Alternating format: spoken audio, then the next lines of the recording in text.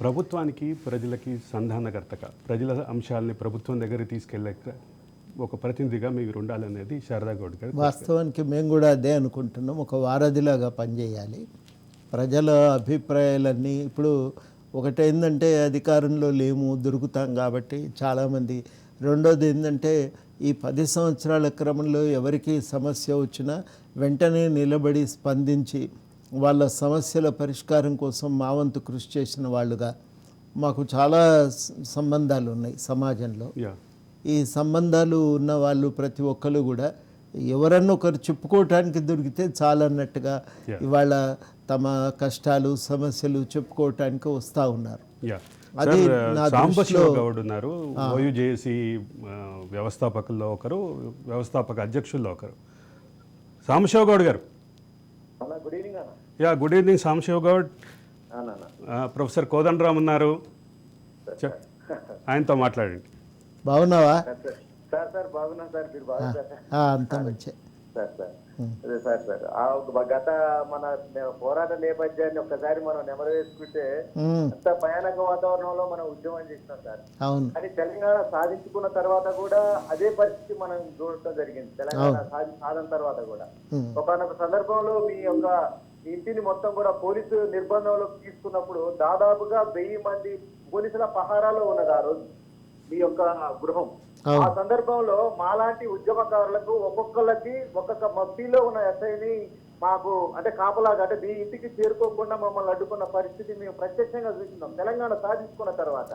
అలాంటి పరిస్థితుల్లో కూడా మీరు ఎక్కడ కూడా ఎన్నుచూపక నిరుద్యోగుల పక్షాన ముఖ్యంగా ఉస్మానియా ఉద్యమంలో ఆయన పోరాటం చేసిన మాలాంటి విద్యార్థి ఉద్యమకారులకు ఉద్యోగాలు దక్కాలని చెప్పి ఎక్కడ కూడా వెన్నుచూపుకోకుండా మీరు విద్యార్థుల తరఫున ఏ కష్టం వచ్చినా నిరుద్యోగుల కోసం అండగా ఉండి ఒక నిరుద్యోగ ర్యాలీకి మీరు ఆ రోజు పిలుపునివ్వడం జరిగింది. అంటే నిరుద్యోగులకు ఖచ్చితంగా ఉద్యోగాలు దక్కాలనే ఒక మీ యొక్క బలమైన ఆ కోరిక ఏదైతే ఉందో ఆ కోరిక నెరవేరిన కారణంగా మళ్ళీ ఉద్యమంలోకి వచ్చి మీరు విద్యార్థుల తరఫున కూడా మళ్ళీ తెలంగాణ సాధించుకున్న తర్వాత కూడా అనేక సందర్భాల్లో మీరు మాతో ఉన్న మా రాష్ట్ర అధ్యక్షులు జస్టిస్ చంద్రకుమార్ గారు ఇంకా చాలా మంది పెద్దలతో కలిసి మన ప్రొఫెసర్ విశ్వేశ్వరరావు గారు లాంటి పెద్దలతో కలిసి అనేక ఉద్యమాలు కూడా మనం తెలంగాణ సాధించుకున్న తర్వాత మనం చేయడం జరిగింది. అంటే మనం ఏదైతే నీళ్లు నిధులు నియామకాల కోసం జరిగిన నినాదం కాస్త ఆ 3N అనేది 3L గా మారిపోయింది. అంటే liquor leakage lift irrigation scam గా మారిపోయింది తెలంగాణ సాధించుకున్న తర్వాత. అంటే ఇలాంటి యొక్క వ్యతిరేకత ప్రజల పట్ల ఈ యొక్క ప్రభుత్వానికి ఉన్న వ్యతిరేకతని మీరు బలంగా ఎదుర్కొని మొదటి నుంచి తెలంగాణ ఉద్యమంలో ఏ విధంగా అయితే ఎదుర్కొన్నారో అదే విధంగా కూడా తెలంగాణ సాధించుకున్న తర్వాత కూడా ఈ ప్రజలు ఏదైతే నీళ్లు నిధులు నియామకాల కోసం పోరాటం చేశారో అదే విధంగా మళ్ళీ తెలంగాణ సాధించుకున్న తర్వాత కూడా మీరు అదే పోరాటం చేశారు సార్. దానికి మేము కృతజ్ఞతలు చెప్తున్నాం ఒక ఉస్మానియా జేఏసీగా.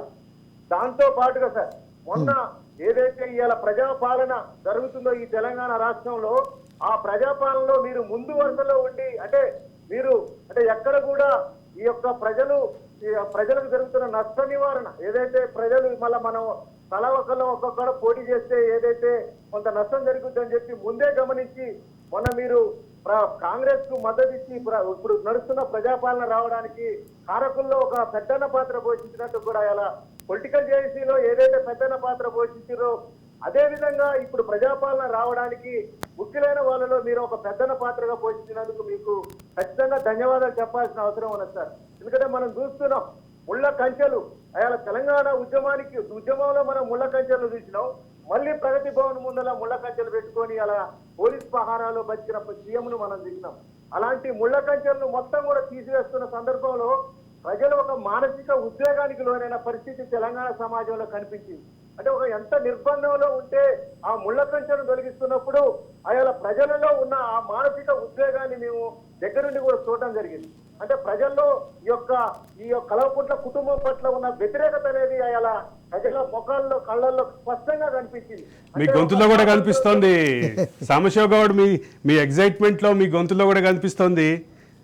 సార్ సాంబశివ గౌడ్ చాలా నిజంగా అంటే ప్రగతి భవన్ ముందు ముళ్ళ కంచెలు తీసేస్తున్నారన్నప్పుడు మనకేమీ తక్షణంగా ఒరిగేది ఏం లేదు, కానీ ప్రజల్లో అదొక అనిర్వచనీయమైనటువంటి ఆనందం. ఎందుకు ఇంత ప్రజల్లో ఒక ఆనందం అంటే ఏదో ఒక ఆంక్ష తొలగిపోతుంది అన్నప్పుడు.